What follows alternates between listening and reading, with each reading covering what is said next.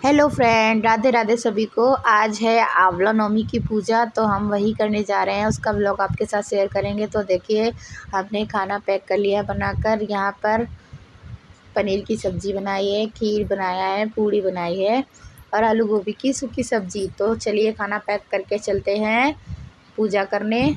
तो ये देखिए, यहाँ पति देव खड़े हैं और यहाँ सभी लोग तैयारी कर रहे हैं। तो चलिए हम लोग पूजा करने चलते हैं और वहाँ पर देखिए दिखाएंगे आपको कि कैसा कैसा है माहौल।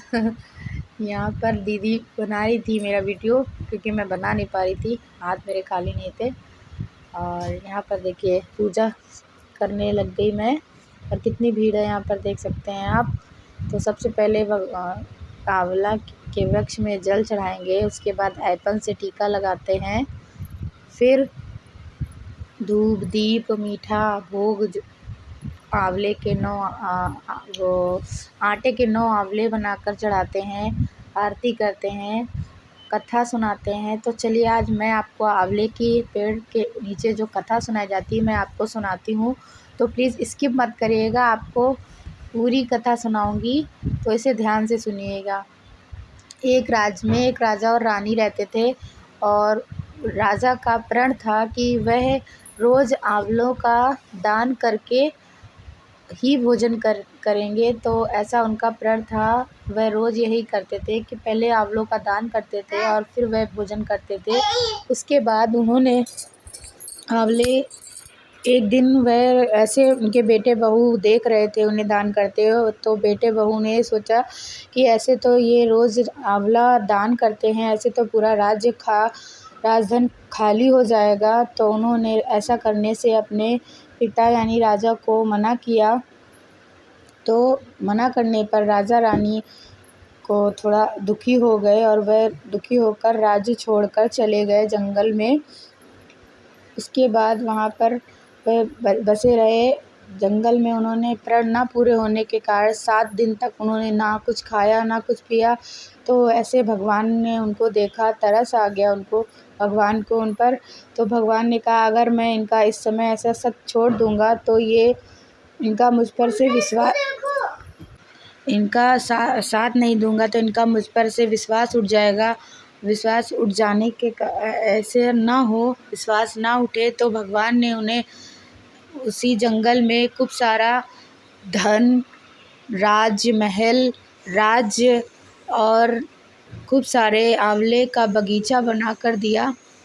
राजा रानी जब सोकर सुबह उठे तो उन्होंने देखा कि जंगल में खूब सारे बगीचा उन्हें उनके राज्य से भी बड़ा राज्य मिला और बगीचा मिला। तो उन्होंने रानी से कहा कि रानी उठिए, ऐसा भगवान ने चमत्कार किया हमारे साथ।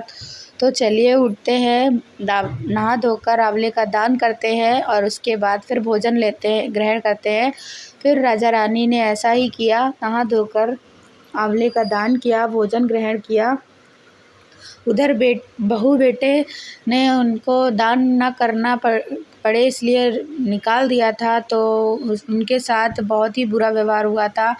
उनके साथ दुश्मनों ने उनका राज्य भी छीन लिया था और सारा धन कोष भी छीन कर बाहर निकाल दिया था राज्य से। तो वो भटकते भटकते काम की तलाश में एक दिन राजा के महल पहुंच गए।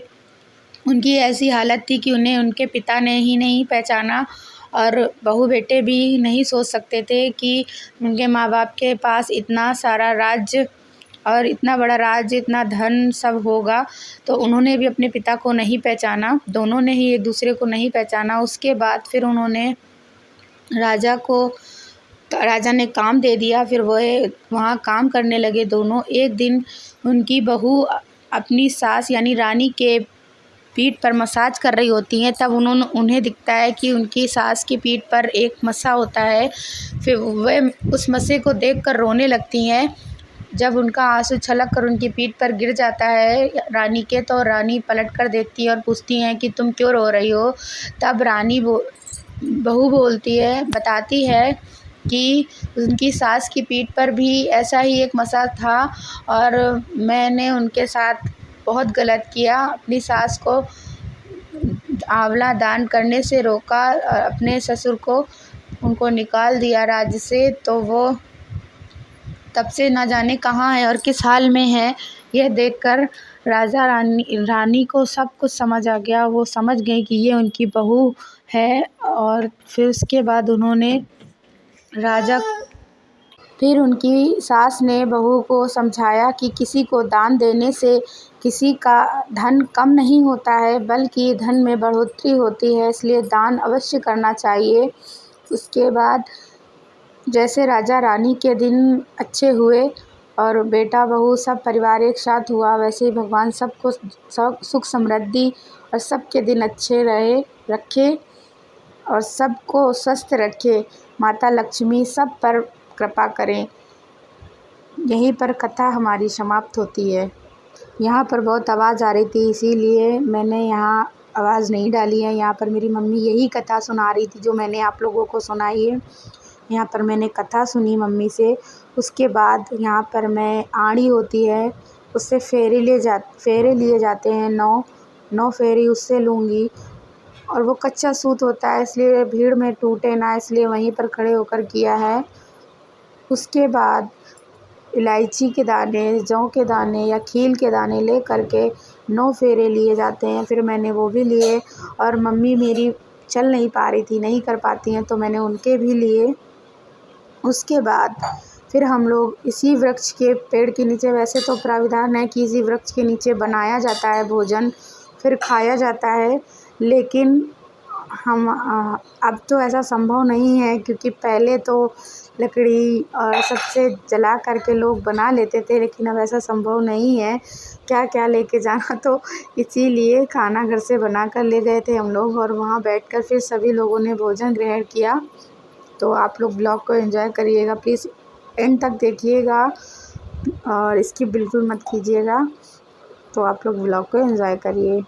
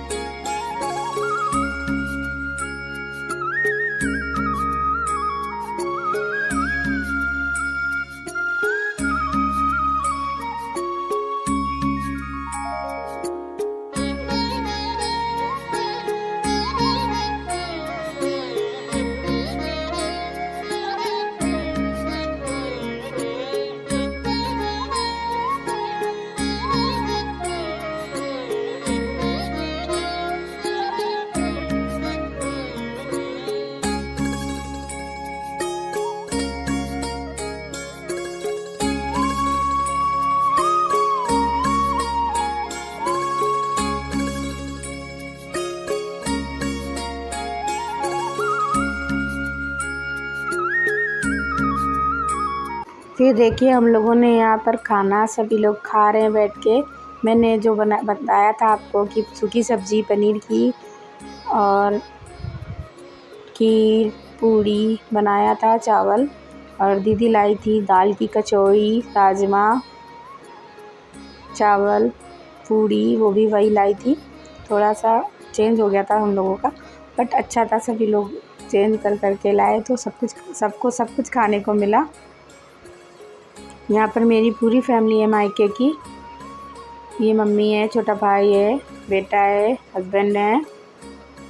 यहाँ पर मैं बैठी हूँ, बेटी है और दीदी हैं। फिर उसके बाद खाना खाने के बाद हम लोगों ने सुहाग लिया।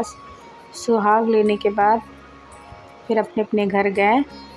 वीडियो यहीं पर ख़त्म कर रहे हैं। अच्छी लगे तो प्लीज़ लाइक कमेंट शेयर ज़रूर करिएगा और कमेंट में विष्णु भगवान की जय ज़रूर लिखिएगा।